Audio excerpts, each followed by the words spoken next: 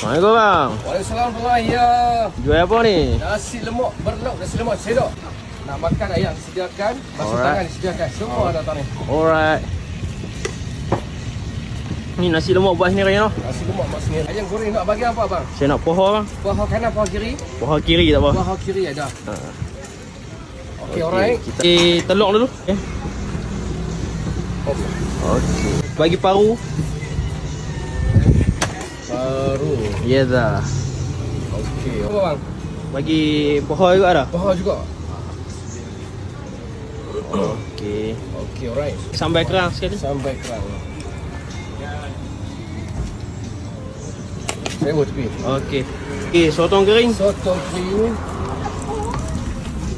Kering.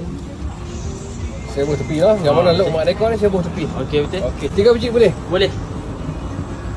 Kampung Mari. Orang lama yang masak ni bang. Okey boleh. Taruh tepi bang. Taruh tepi tau. Okey. Ini pedas yang tak boleh mati. Oh, dah tak Mati boleh. bila habis sahaja. Okey, clear bang.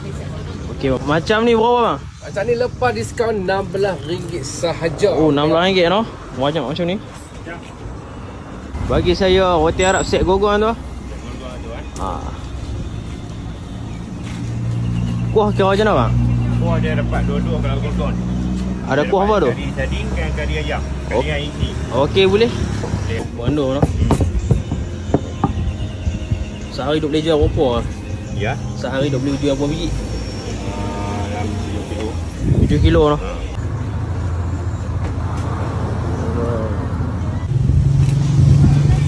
Oh dia gorgon ni dia besar punya ni. Roti Ya, besar punya. besar ni. Oh penuh ni ya, penuh. Penuh kayu ni. Okey. Biasa dua.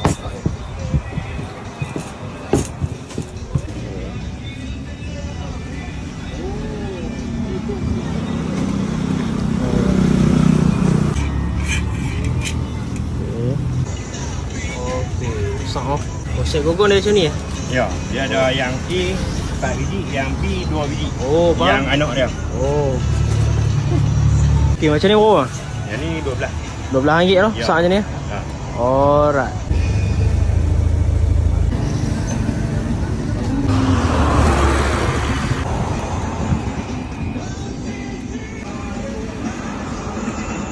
Aku kasi start daripada 5 petang sampai 12 tengah malam. Okey. Okey. Bermulanya hari Ahad sehingga hari Jumaat. Hari Sabtu kami cuti. Cari location PPD Kulim. Okey. Pejabat Pendidikan Daerah.